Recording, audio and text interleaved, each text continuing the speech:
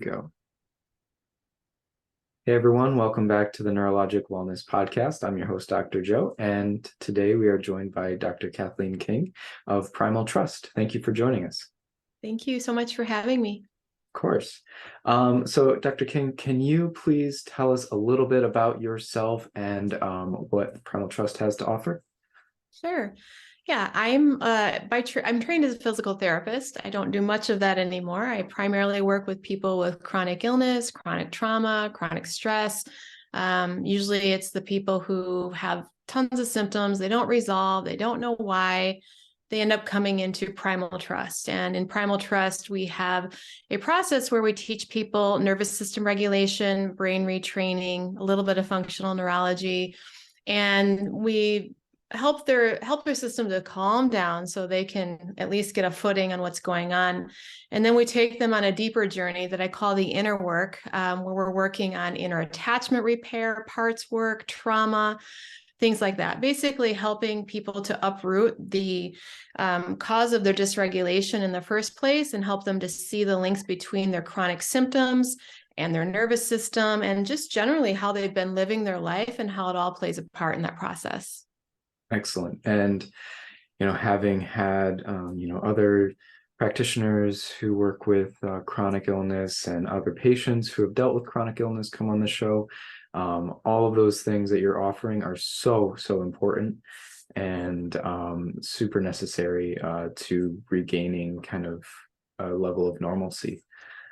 In your experience, I think I read that you have suffered with your own experiences with chronic illness. Is that something you'd be comfortable speaking on? Yeah, I had quite a journey. 10 years of really debilitating chronic illness and arguably almost 20.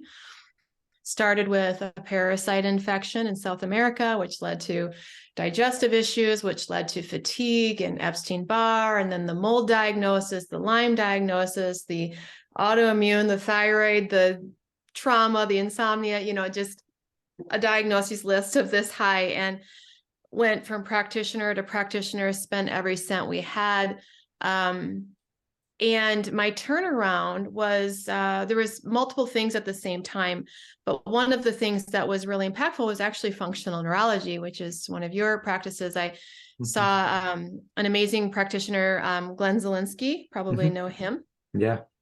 And at this point, I was so debilitated. I was in a dark, quiet room, couldn't handle light, couldn't handle sound. I had this huge diagnosis, and he said something so interesting to me. He's like, I don't really care about all of that. I just want to help get your brain functioning a little better. And I'm like, what do you mean you don't care about all my diagnoses? Because every doctor I went to is like, oh, I need to put you on 1,000 supplements and you've got all these problems. And he really was the first practitioner that helped me to stop trying to fix all of these things, and just said, let's just, work on getting basic brain processing back online. And what was really interesting for me is I'm a physical therapist and I worked with chronic pain, usually a lot of car accidents. I did these same functional neurology exercises years ago for chronic pain for my clients. I never did them for me because I had infection, it wasn't my brain, it was a bacteria in my body. So I was blinded to the thing that really got my function going. And from there, I started limbic system retraining and really focusing on the brain and the nervous system as the root factor of why my symptoms were not resolving, and everything took off from there. Excellent. So after your work with Dr. Zielinski, that really turned a corner for you. And then you said then you started this limbic retraining types of work. Can you discuss that a little further? Yeah, absolutely. So limbic system retraining. Limbic system is your emotional system of your brain, your fight or flight response. And what I started doing was teaching my brain that I had safety in my life, even though I still had symptoms. And what happened is my nervous system started to calm down. And as my nervous system calmed down, my immune system improved, my detoxification system improved. But brain retraining is targeting that emotional center of the brain through a variety of methods. A lot of it might be visualization. Some of it's just different mindful training, different habits through the day of basically shifting your operating mode of your life out of stress and threat and into safety counterintuitively, because you might still have symptoms, but your brain, to be able to help you with those chronic symptoms, needs to get in a state of I can handle this, and I've got the capacity to start looking for these other issues in my body, because life is no longer trying to kill me, basically. So that's the general idea of brain retraining. I don't know how much you want me to get into it.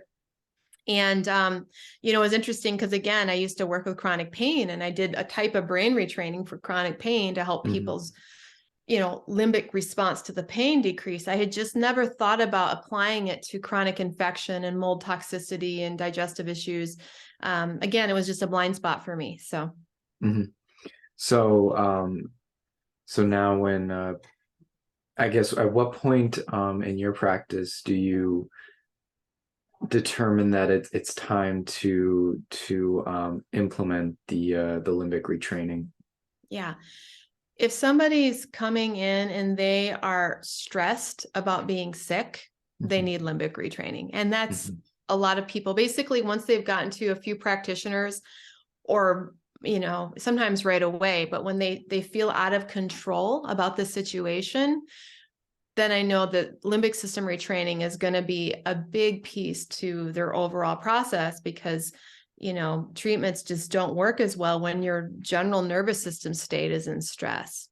And is this something that you've found, eventually just takes care of itself, or is this something that people really need to be intentional about addressing? Yeah, it depends on your personality. It depends on your upbringing.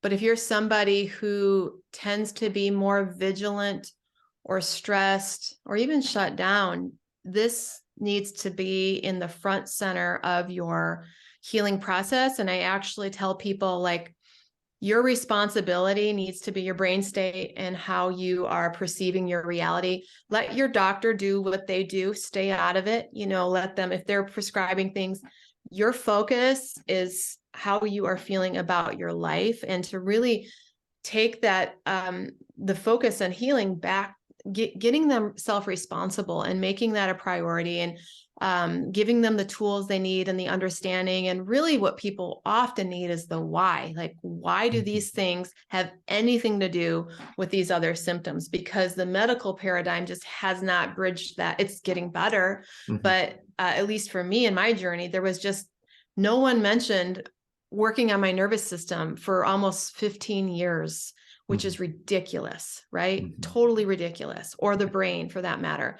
So getting people to get a witness, a conviction that taking the time to do these practices, whether it's limbic retraining, functional neurology, vagal toning, is one of the best things they can be doing for their chronic unresolving symptoms. And after you then went through these limbic retrainings, and the functional neurology had been implemented as well, what did your progress look like after that? Was it pretty quick, or? Yeah, I would say within the first week of, first off, focusing on eye exercises and vagal toning, I was able to handle light, sound, and drive. So my function went way up. Like that freedom was huge. And then the limbic system retraining, within 4 months, my 20-year history of severe panic disorder and anxiety was pretty much gone.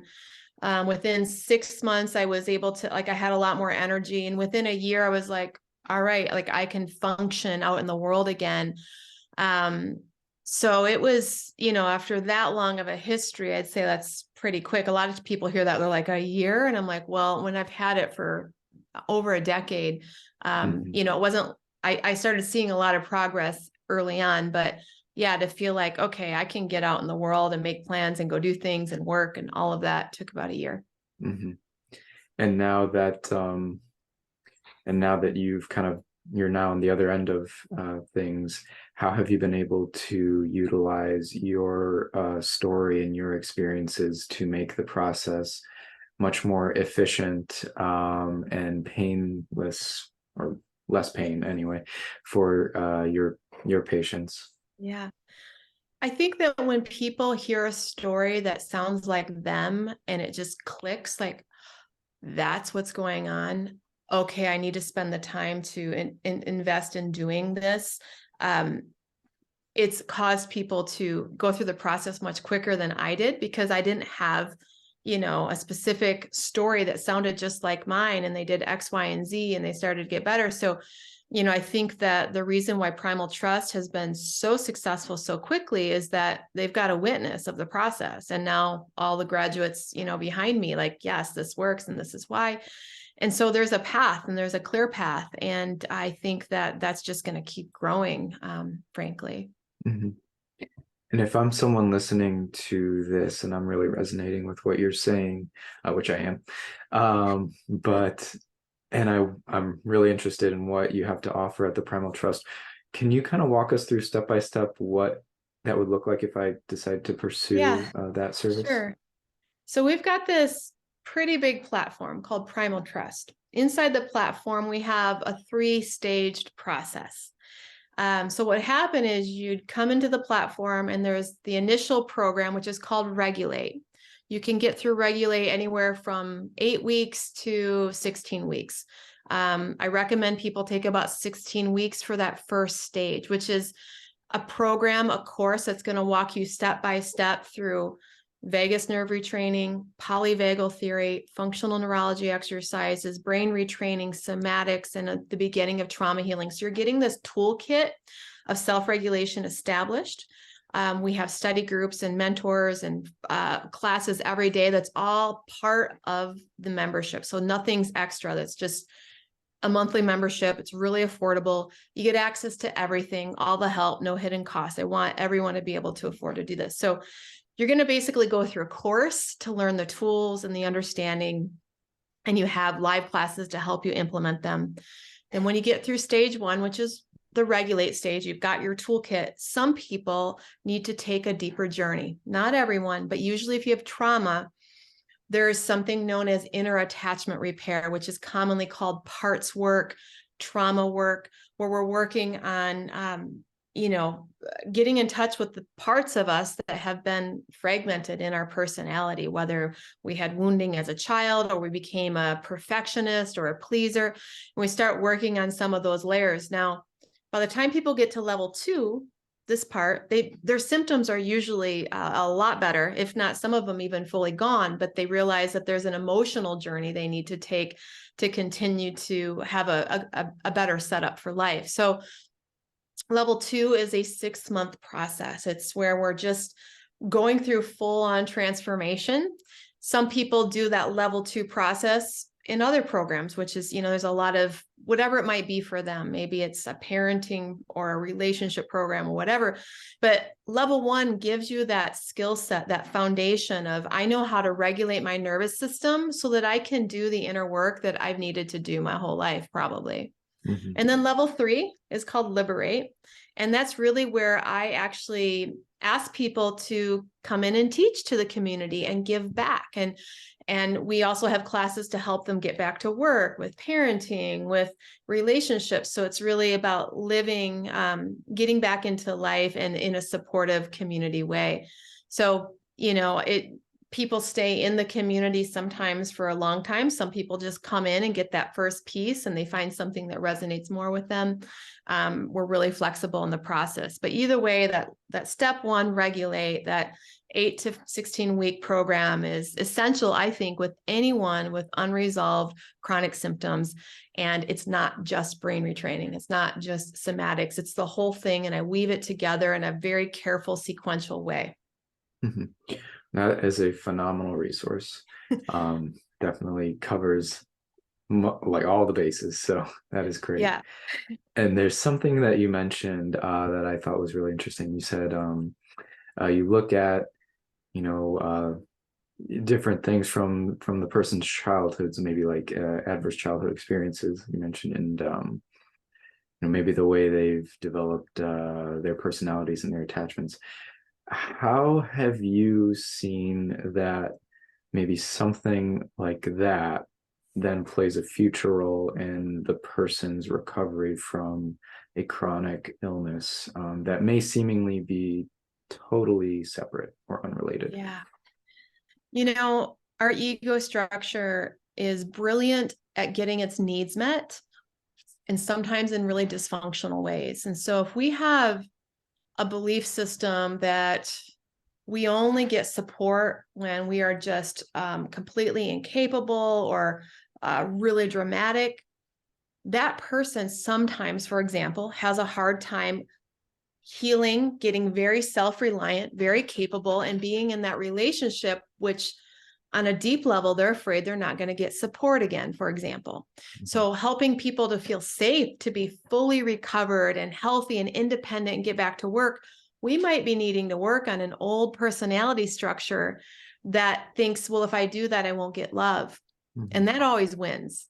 That always wins. Our inner world, as much as we don't like being sick, and I know this from my own experience, that psyche, those early identity structures, they run the show of our subconscious. We sabotage our process. And that's just one example of the way that we would work on inner attachment repair, which is showing ourselves that we're supported and loved just in and of ourselves, and showing ourselves the choices we're making, like, wow, I'm sabotaging my health to get love from this person. What's another way I could get love from this person while also being healthy? And bringing that up into the conscious, into their consciousness, so that they can choose differently rather than running unconscious programs that are sometimes sabotaging the process of healing. And yeah, I think you hit on that point very well. And it's surprising and sad maybe, but the amount of long-term programming that happens when we're children that persists our entire lives, and you have 90-year-olds on their deathbed, still trying to process the trauma of when they were 8. The rest of their life wasn't so bad, but what happened to them when they were 8 really had that lasting impact, so to speak. But yeah, so what are some ways that that you work with those things, and maybe people can address those things maybe today, some good action steps? I help people to recognize where they have resistance in their life.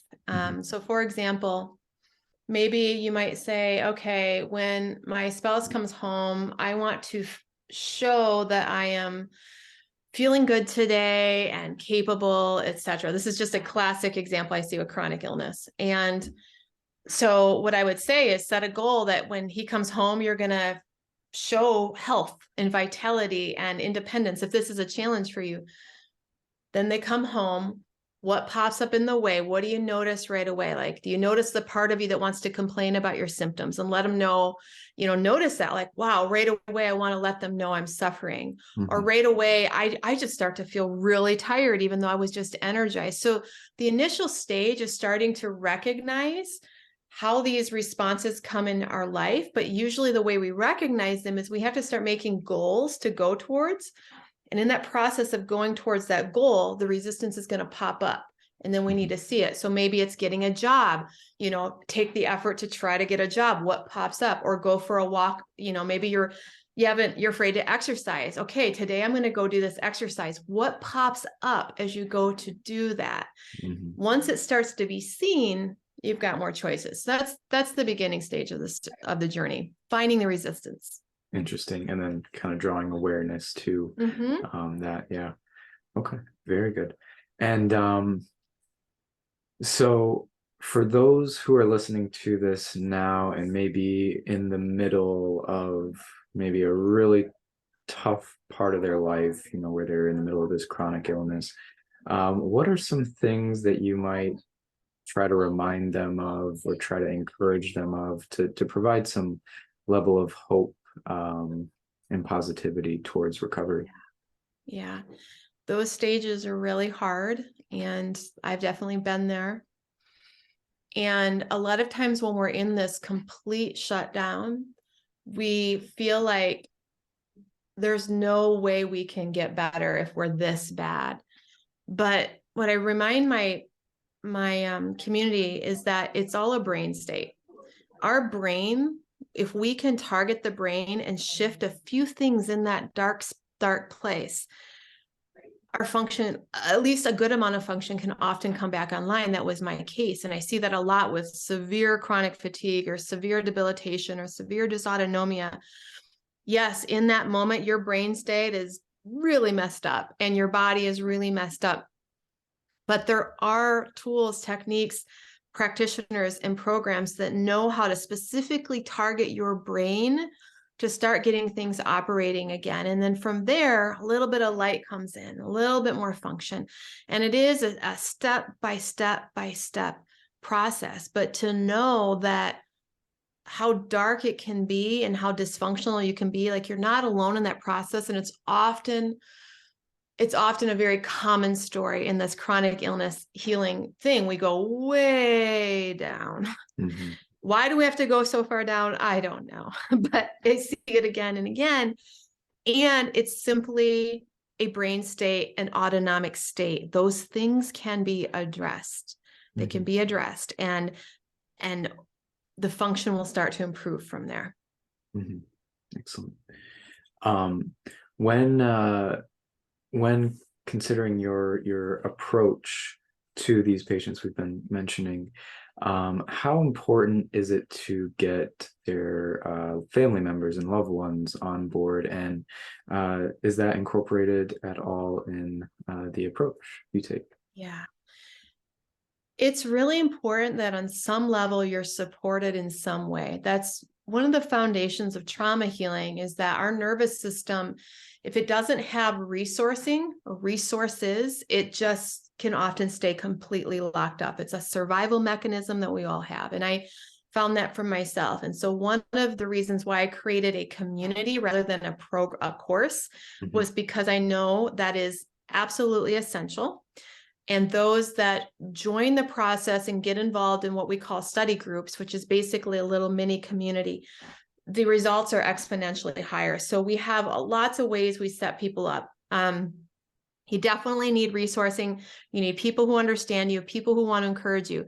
Sometimes your family, if you explain to them what's going on, they're willing to do it. But there are families that just won't. They've had it.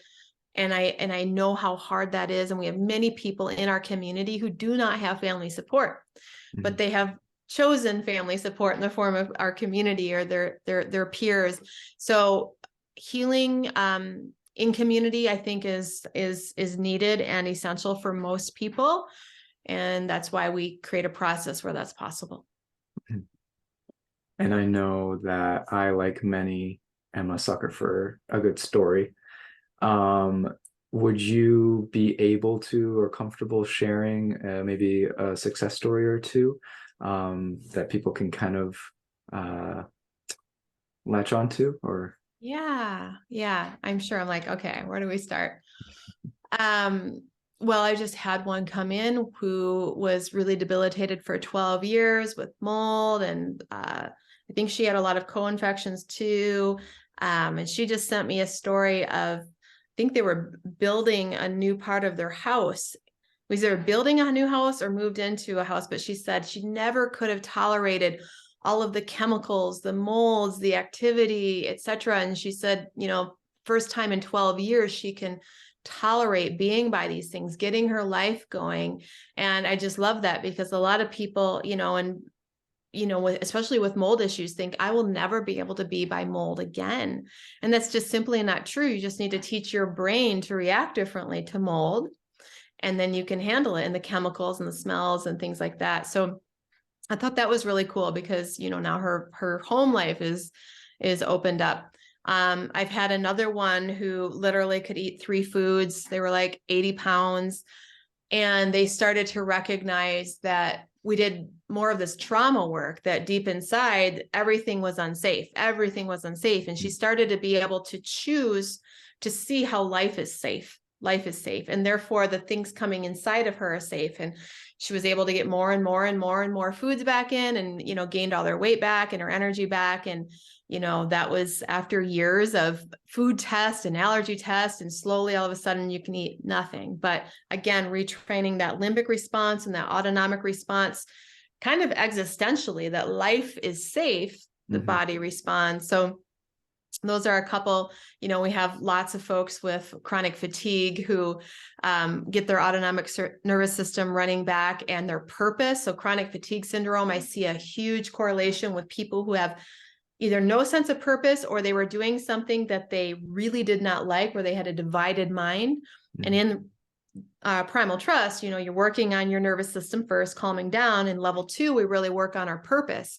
Them getting clear of that purpose, all of a sudden the mitochondria are like, oh, this is what I need my energy for, and I'm all on board with this. And watching their energy just skyrocket as they come back into life. That's so cool to just see how purpose translates all the way down into the cellular level. Like, oh, this is why I need my energy, and I'm not going against myself to do this. So that's pretty cool.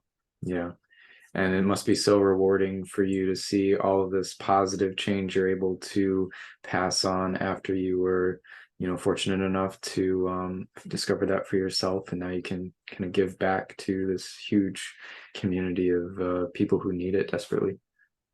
It's amazing. At the time when it was just going on for years and years, I'm like, I feel cursed with chronic illness because the diagnoses just piled up. And now to be on the other side and just watching people become free and liberated because of what I learned, because I learned what didn't work. I learned how to get out of that old paradigm. And it's amazing to have this impact. And I feel so honored to be chosen by life itself to be a space holder for this kind of process for other people. Yeah, that's fantastic. And I've really enjoyed speaking with you today. We were running up on time, but I wanted to make sure I gave you time at the end to first and foremost remind us where they can find more about Primal Trust, and 2, to just leave our audience, our listeners, with some last words of advice and encouragement, maybe. Sure. So primaltrust.org, that's my website. Instagram, I also have a lot of free content, which is Primal Trust _official. We've got a lot of false primal trusters out there, so just be aware of that. And I have a lot of free content, by the way, YouTube, little free classes, so you can always check me out and see what you think. Advice and wisdom. This process is as much of a calling as it is an experience to get through. I find that those who got the calling of chronic illness, it's an opportunity to awaken to a truth of who you are and what you love that none of your family members were able to do. I find that I call it being an ancestral chain breaker, where you are being asked to live a level of integrity and authenticity that no one in your family line was being forced to do, because typically we're not forced to resolve these deep inner traumas and forced to self-regulate to this level until, frankly, there's like a gun to our head, so to speak. And so to know that your freedom will translate into your community and your family, and your co-regulation, your nervous system regulation, helps all of those around you to also become more regulated. We're all connected. I say often that I'm helping people to become a Primal Trust grid holder for themselves, their family, and for the world. A grid holder meaning you're holding a frequency to inspire others to do the same. So, yeah. Well, like I said, I really appreciated you coming on today. I thought this was a fantastic episode. I think that you've provided a lot of wisdom, a lot of resources, and a lot of options for everyone listening today. So I want to thank you again, and keep doing what you're doing. The world needs it. So, thank you. All right. Thank you, Dr. King. And from your host at the Neuro Wellness Podcast, this is Dr. Kopis. Be well.